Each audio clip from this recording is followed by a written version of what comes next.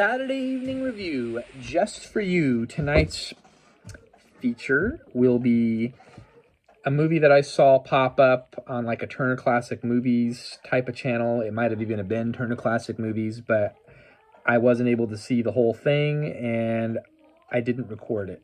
So what I saw briefly, I liked. And I was up visiting my in-laws a couple of weeks ago in Folsom, and I did something unspeakable that I feel terrible about. There was a box set, and I had the majority of the movies already, but I did not have this particular one. And I did not want to buy the whole box set, so I took a single copy of a movie that I needed out of the box set. Forgive me, Lord. Sam Peckinpah. That's not how you pronounce it. Peckinpah? Peckinpah? I don't know. It doesn't matter. Starring Jason Robards and Stella Stevens. 1970, The Ballad of Cable Hogue. So, again, I committed thrift shop crimes by taking this from a box set of other films by the director, which includes the predecessor, The Wild Bunch, which I've owned since I lived in Orange County, based off of the Savers thrift shop tag. Never watched it. This movie came out in 1969, the year prior to this. It is considered ultra-violent, and then he kind of went in the opposite direction with this Western, where it's more tame. And another movie that came out the same year as this film, different director, but I feel like it kind of has a similar vibe. The Cheyenne Social Club, starring James Stewart and Henry Fonda, 1970. This movie was directed by Gene Kelly. Don't know if it's the same Gene Kelly from Singing in the Rain, but very similar vibe of time in the early 70s as far as Westerns go. Another movie by Sam that I watched within the last couple of years, but I wasn't doing a review. I don't think I'll have to look back in my archives. The Getaway, this came out in 72. We will be reviewing The Wild Bunch soon because it was talked about again and again when I was researching this particular film. So, and then we have more recently reviewed one of Sam's films, Ride the High Country. I reviewed that a couple of months back. I think I gave it 4 out of 5. This is one of his earlier films from 1962. So, that being said, let's jump right into the feature in question, which is The Ballad of Cable Hogue. 1970, like I said, 121-minute runtime. It was filmed on location in the Nevada desert and at the Apache Junction Movie Ranch in Apache Junction, Arizona. Great cinematography, awesome soundtrack by Jerry Goldsmith and Richard Gillis. There's a title song that plays multiple times throughout the film. This particular movie, I cried many times while watching it, and I'm not that big of a crier in a lot of regards. It takes a lot to stir up the feelings whilst watching a movie, and there was some really poignant scenes. Sex was a big seller of this movie. Stella Stevens is scantily clad throughout, and in 1970, this movie has an R rating. Not so much for the profanity as much as the sexuality. Nothing graphic by any type of today's standards, but they do everything they can to show the Stella Stevens character in dress. Duress? I don't know. She's practically naked. She plays a prostitute, so spoiler alert.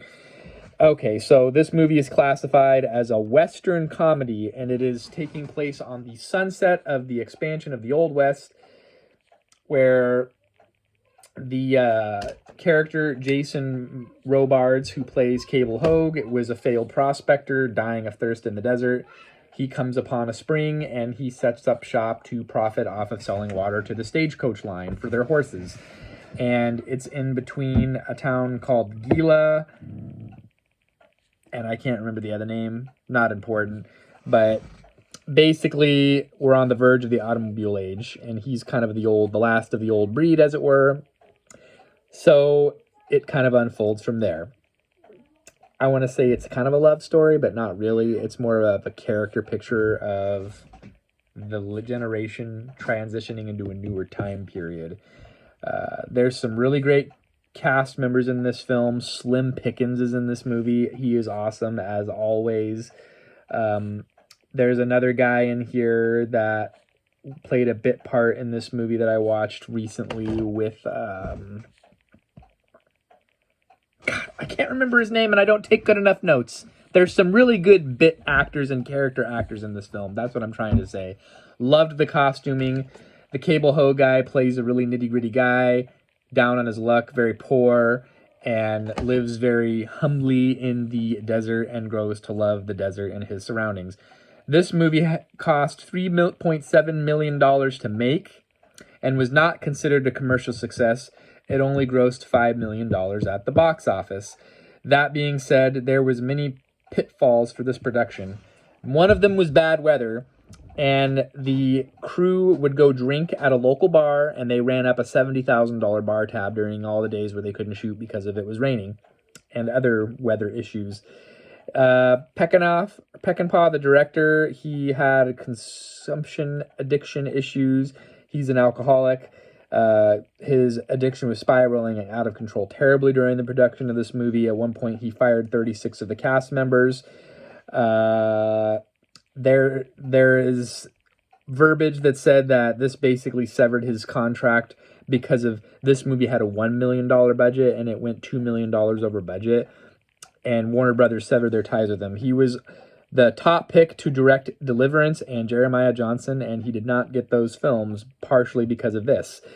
So, that being said, the film was beautifully shot, great acting, great scenery, sad story, but also a happy story.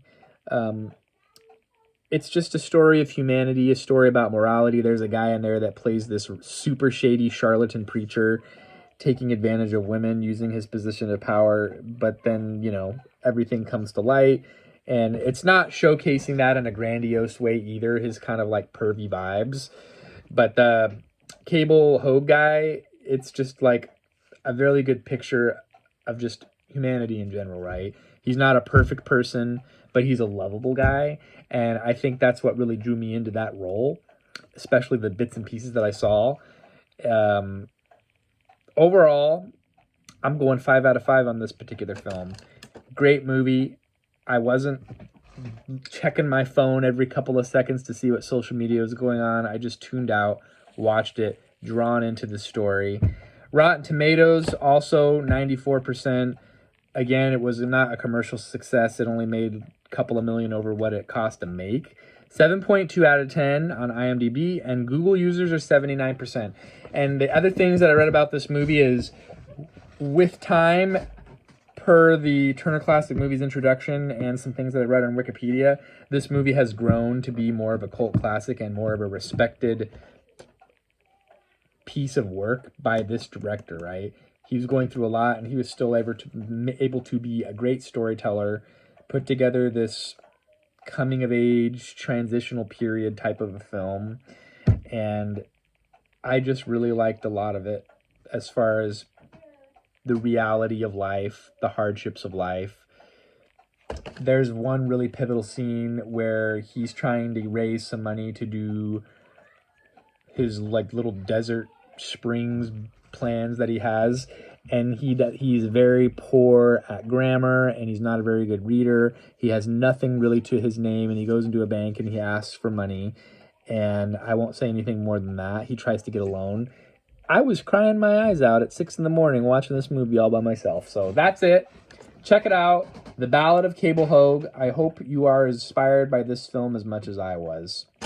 And the next film that I will be reviewing is the film that he released the year before, The Wild Bunch, which is also held in very high esteem. We have an intruder. We're going on 10 minutes here. This is one of my longer reviews. Too long. Would you review The Wild Bunch with me? What's it rated? It's a Western from 1969. It's rated R. 1969 R. Tame. I'll consider it. I'll have to look it up and do some. You're not gonna. You gotta go in first. fresh. I can't. I gotta know what's going on. See, I like to go in fresh, and my friend Jonathan is the same way. I want to go in, form my own opinions. I don't do a lot of research about other people's ratings before I review these movies. You don't really care if there's, you don't really care about the content. I'm concerned about what my eyes will see. You think you're better than me? My ears will hear. No, I don't think I'm better. Two different people. We balance each other out. Until next time, we'll see you then. We'll see ya.